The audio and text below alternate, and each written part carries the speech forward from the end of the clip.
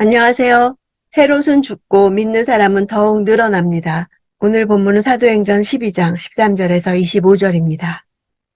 15절. 그러자 사람들이 여종에게 내가 미쳤구나 라고 말했습니다. 그러나 여종이 계속 사실이라고 우겨대자 그들은 베드로의 천사겠지 라고 말했습니다. 미쳤다는 단어는 헛소리하다 라는 뜻입니다. 신약 성경에서는 이 단어가 하나님의 구원 사역과 그에 대한 증거를 사람들이 믿지 않고 매도하는 경우에 사용되었습니다. 그들은 베드로가 풀려나기를 위해 기도했지만 그에 대한 확신은 부족했던 것을 알 수 있습니다.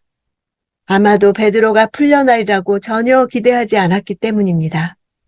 당시 상당수의 유대인들은 각 사람마다 그 사람을 지키는 수호천사가 있다고 믿고 있었습니다.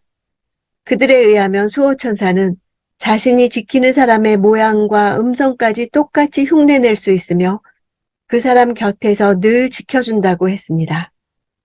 그들은 수호천사가 이미 감옥에서 죽은 베드로의 사망 사실을 알리려고 찾아온 것으로 생각했을 수도 있습니다. 16절. 그때 베드로가 계속 문을 두드렸습니다. 그들이 문을 열고 베드로를 보더니 깜짝 놀랐습니다. 옛 예루살렘에 있는 집들의 출입문은 거리에 바로 노출되어 있었습니다. 따라서 베드로는 그 집 대문이 열리지 않은 상태에서 사람들이 다니는 거리에 완전히 그대로 노출되어 서 있게 되었습니다. 물론 시간이 아직 밤중이었기는 하지만 형식상 죄인이었던 베드로가 적대자들에게 목격되어 다시 체포될 위험에 처해 있다는 사실은 변하지 않았습니다. 17절. 베드로는 조용히 하라고 손짓하며 주께서 자신을 감옥 밖으로 끌어내신 경위를 설명했습니다. 이 사실을 야고보와 그 형제들에게 알려주시오 라고 말하고서 베드로는 다른 곳으로 떠났습니다. 예수님의 동생 야고보는 예루살렘 교회에서 장로들의 머리로서 예루살렘 교회에서 중요한 위치를 차지하고 있었습니다. 야고보에게 자신의 소식을 전하라고 한 것으로 보아 야고보의 지도자적 위치를 인정했음을 알 수 있습니다. 이것은 그만큼 예루살렘 교회에서 야고보의 영향력이 컸다는 것을 드러내줍니다. 예수님의 동생 야고보는 예수님의 지상사역 중에는 예수님의 권위를 받아들이지 않았습니다. 그러나 예수께서 부활하신 것을 목격한 후에 성령을 통해서 빠르게 영적 지도자로 성숙해 갔으며 사람들로부터 지도자로 인정받기에 이르렀습니다. 그의 서신 야고보서를 보면 그가 예수 그리스도의 종이라고 고백하고 있습니다. 베드로는 그곳에서 떠나 피했고 1, 2년이 흐른 후 안디옥에 나타났습니다. 그리고 나서 그는 예루살렘 공의회가 열리는 때에 맞추어 다시 예루살렘으로 돌아왔습니다. 그때 베드로를 핍박했던 헤롯 아그리빠 왕은 죽고 없었습니다. 본절 이후로 베드로는 제15장의 예루살렘 공의회 사건 때를 제외하고는 더 이상 나타나지 않습니다. 대신 바울이 등장합니다. 이는 이제부터 베드로를 대표로 한 유대인 중심의 복음 사역이 바울을 대표로 한 이방인 중심의 복음 사역으로 전환될 것을 알려주는 것입니다. 19절. 헤롯이 샅샅이 뒤져보았지만 베드로를 찾을 수 없게 되자 헤롯은 경비병들을 신문한 뒤 그들을 대신 처형하라고 명령했습니다. 그 후 헤롯은 유대를 떠나 가이사랴로 가서 잠시 그곳에서 지냈습니다. 당시 로마법에는 죄수가 탈옥을 하게 되면 그 죄수를 지키고 있던 파수꾼이 그 죄수의 형벌을 대신 받도록 규정하고 있었습니다. 빌립보 감옥에서 감옥을 지키던 간수가 바울과 실라가 없어진 사실을 알고 자결을 하려고 했던 이유도 바로 이러한 규정 때문이었습니다. 유대인들이 예루살렘을 자신들의 수도로 여긴 것과 달리 로마인들은 가이사랴를 팔레스틴 통치의 중심지로 삼고 있었습니다. 헤롯이 가이사랴로 간 것은 얼마 후에 로마 황제 글라우디오가 영국 원정에서 승리하고 귀환한 것에 대한 축제가 있었기에 그 경축 행사를 미리 준비하기 위해 간 것입니다. 20절. 당시 헤롯은 두로와 시돈 사람들을 못마땅하게 여기고 있었습니다. 그래서 그들은 무리를 지어 헤롯에게 와서 왕의 시종 블라스도를 설득해 화친을 요청했습니다. 이것은 자기들이 헤롯 왕의 영토에서 나는 양식을 공급받고 있기 때문이었습니다. 두로와 시돈은 페니키아의 중요한 항구로서 상업과 무역이 크게 발달된 도시였습니다. 그들과 헤롯은 상호 간의 무역을 둘러싸고 분쟁이 일어났던 것으로 보입니다. 두로와 시돈은 로마 정부 직할 지역으로 헤롯의 관할 지역이 아니었기에 무력 분쟁을 일으키지는 못하고 식량 공급을 중단시키는 경제적 제재 조치만 취한 것으로 추측됩니다. 두로와 시돈의 땅은 대부분 예전부터 농업에 맞지 않았습니다. 그래서 그들은 솔로몬 왕 때부터 자신들의 땅인 레바논에서 나는 백향목과 잣나무 목재를 그들의 식량과 교환해 갔었던 것입니다. 당시 그들의 식량을 공급해왔던 지역은 다름 아닌 헤롯의 관할 지역이었습니다. 그들은 특히 갈릴리산 옥수수를 공급받고 있었습니다. 여기서 갑자기 헤롯과 두로와 시돈 사람들의 불화를 언급하는 것은 이 사람들의 말로 인해 헤롯이 죽음에까지 이르게 된 것이었기 때문입니다. 21절 약속한 날에 헤롯은 왕의 의복을 갖춰 입고 왕좌에 앉아 사람들에게 연설을 했습니다. 약속한 날은 요세푸스에 의하면 영국의 원정에서 돌아온 로마 황제 글라우디오의 개선을 기념하기 위해 성대히 베푼 로마식 축제의 둘째 날이고 황제의 생일인 8월 1일이었다고 합니다. 헤롯이 갖춰 입은 의복은 길고 헐거운 겉옷으로 은색이었다고 합니다.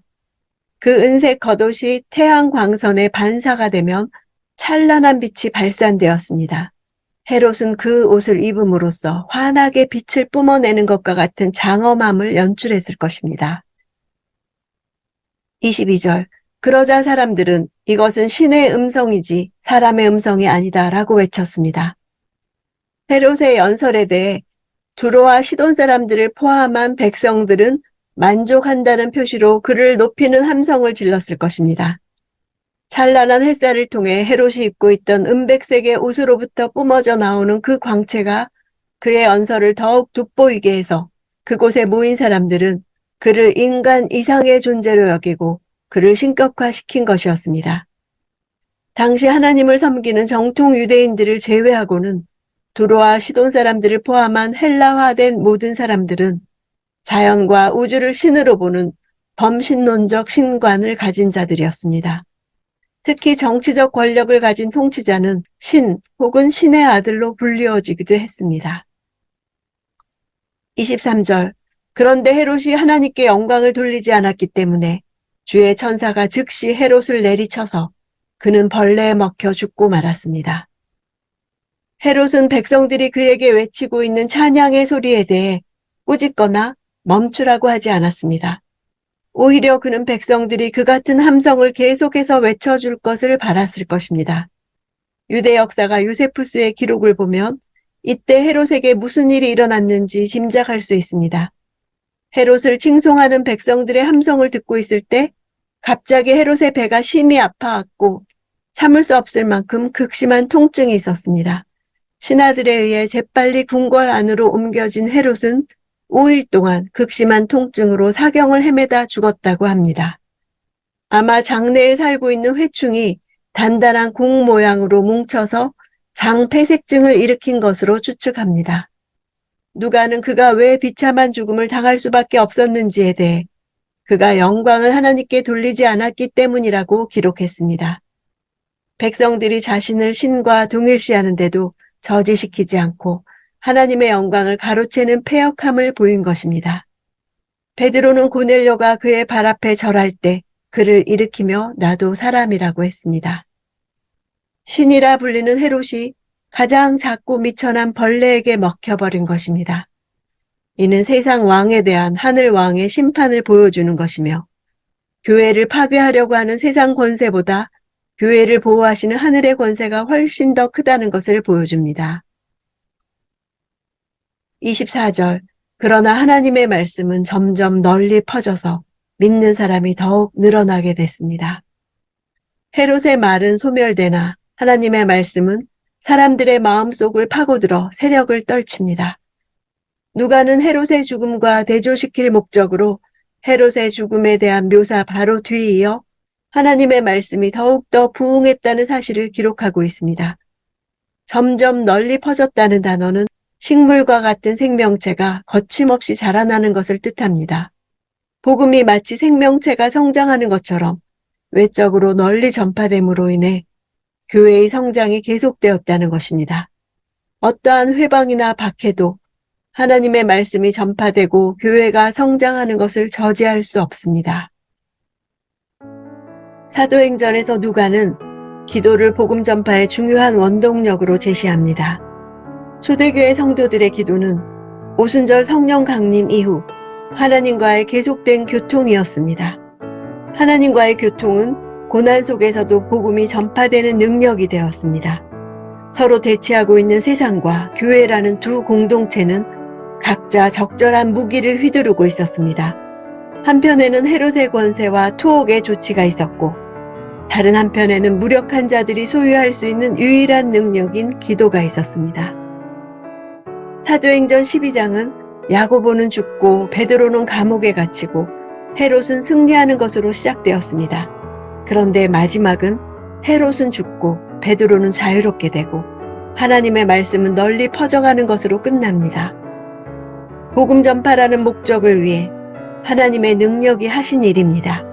내 힘으로 절대 해결할 수 없는 불가능한 벽에 부딪혔다 해도 하나님의 품 안으로 들어갑시다.